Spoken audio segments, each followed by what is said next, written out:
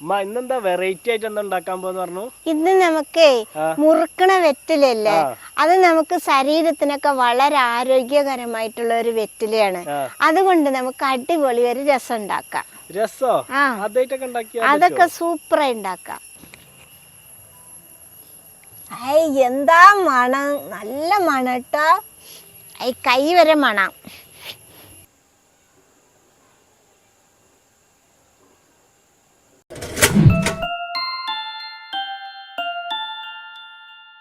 അതിനു വേണ്ടി ഒരുപാട് വെറ്റിലൊന്നും വേണ്ട, ഒരു 3 തിഴുന്ന് വെറ്റില കിട്ടിയാൽ മതി. നമുക്ക് വെറ്റിലയുടെ ഈ നരമ്പ് ഇങ്ങനെ മുറിച്ചെടുക്കാം.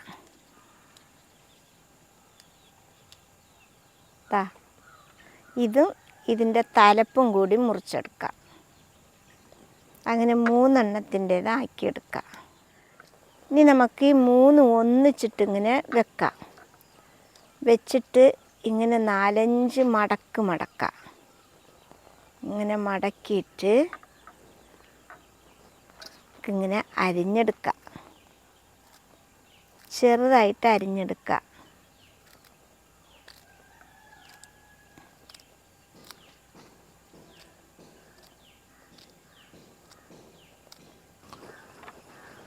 ഈ വെറ്റില രസം ഉണ്ടാക്കാൻ നല്ല തെളിര് വെറ്റില തന്നെ വേണം.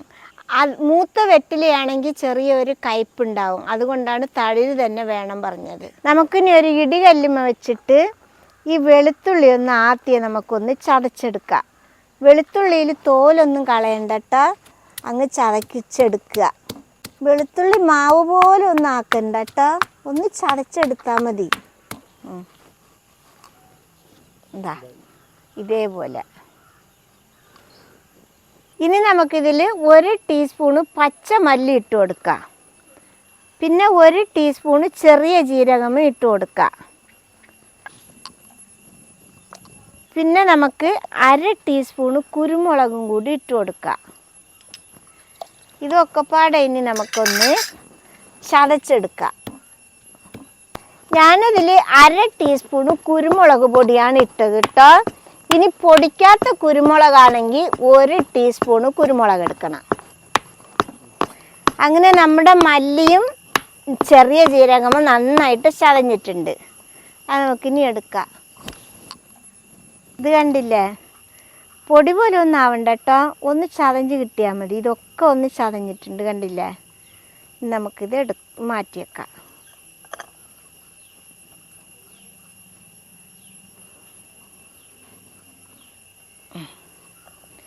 ഇനി നമ്മുടെ മെയിൻ സാധനം മുറിച്ച് വെച്ച വെറ്റിലയും കൂടി നമുക്കൊന്ന് ചതച്ചെടുക്കാം.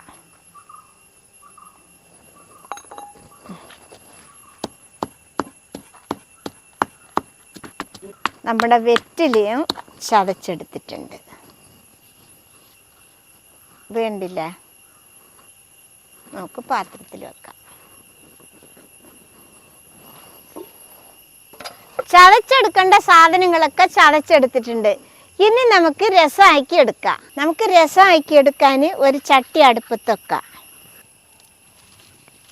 നമ്മുടെ ചട്ടി ഇനി നന്നായിട്ടൊന്ന് ചൂടാവട്ടെ. നമ്മുടെ ചട്ടി നന്നായിട്ട് ചൂടായിട്ടുണ്ട്. നമുക്കിനി അതിൽ 1 ടേബിൾ സ്പൂണ് എണ്ണ ഒഴിച്ചു കൊടുക്കാം. വെളിച്ചെണ്ണയാണ് ഞാൻ ഒഴിച്ചു കൊടുക്കുന്നത്.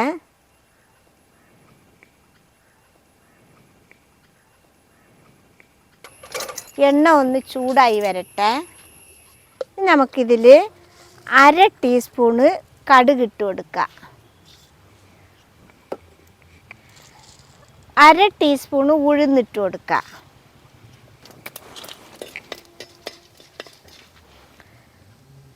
കടുകൊന്ന് നന്നായിട്ട് പൊട്ടി ഉഴുന്നും കൂടി ഒന്ന് വെന്ത് വരട്ടെ കേട്ടോ.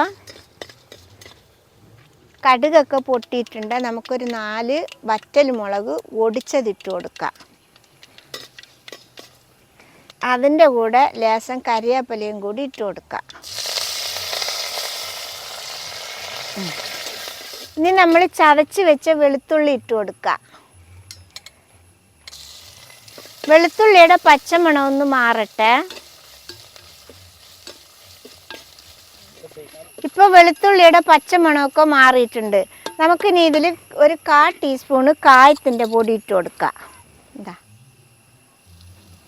ഇനി ഒരു 1/4 ടീസ്പൂണ് മഞ്ഞൾപ്പൊടി ഇട്ട് കൊടുക്കാം. നമുക്കൊന്ന് ഇളക്കി കൊടുക്കാം. ഇനി നമുക്കിതിൽ തക്കാളി ഇട്ട് കൊടുക്കാം. ഞാൻ 2 വലിയ തക്കാളിയാണ് അരിഞ്ഞിട്ടുള്ളത്, അത് നമുക്ക് ഇട്ട് കൊടുക്കാം. തക്കാളിയൊക്കെ ഇനി നന്നായിട്ടൊന്ന് വെന്ത് വരട്ടെട്ടോ.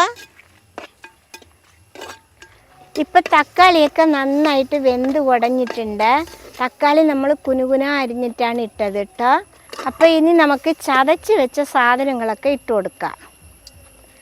ഇതാ കുരുമുളക്, മല്ലി, ജീരകം ചതച്ചത് അത് ഇട്ട് കൊടുക്കാം. പിന്നെ നമ്മുടെ പ്രധാനമായിട്ടുള്ള വെറ്റില ചതച്ചത് അത് ഇട്ട് കൊടുക്കാം.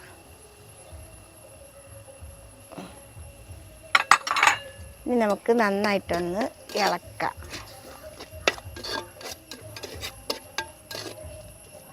നമ്മൾ ഇട്ട് വെറ്റിലൊന്ന് ചൂടായപ്പോൾ തന്നെ വെറ്റിലയുടെ മണം കബാന്ന് വരുന്നുണ്ട് കേട്ടോ. അങ്ങനെ നമ്മളെ വെറ്റിലയുടെയും എല്ലാത്തിൻ്റെയും പച്ചമണമൊക്കെ മാറിയിട്ടുണ്ട്. നമുക്കിതിൽ ഇനി 2 കപ്പ് വെള്ളം ഒഴിച്ചു കൊടുക്കാം.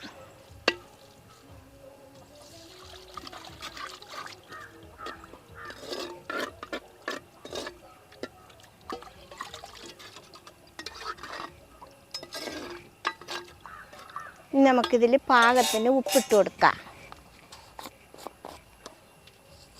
ഉപ്പ് നോക്കി ഇട്ടാൽ മതി കേട്ടോ. ഇനി നമുക്ക് ഇതൊന്ന് കത്തിച്ച് തിളപ്പിച്ചെടുക്കരുത്, നല്ല ചൂടാവണ വരെ കത്തിച്ചു കൊടുക്കാം.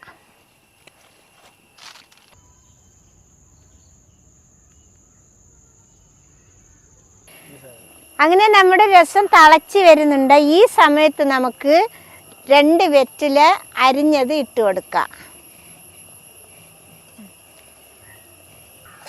ഇനി നമുക്കൊന്ന് ഇളക്കി കൊടുക്കാം. ഇനി നമുക്കിത് ഇറക്കി വെക്കാം. നമ്മളെ രസം റെഡി ആയിട്ടുണ്ട്. എന്താ മണം, നല്ല മണം കേട്ടോ. കൈ വരെ മണം.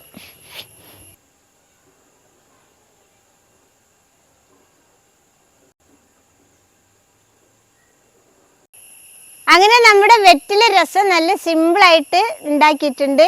മക്കളെ നിങ്ങളെല്ലാവരും ഉണ്ടാക്കി നോക്കണേ. ഇത് ആരോഗ്യത്തിന് നല്ലതാണ്.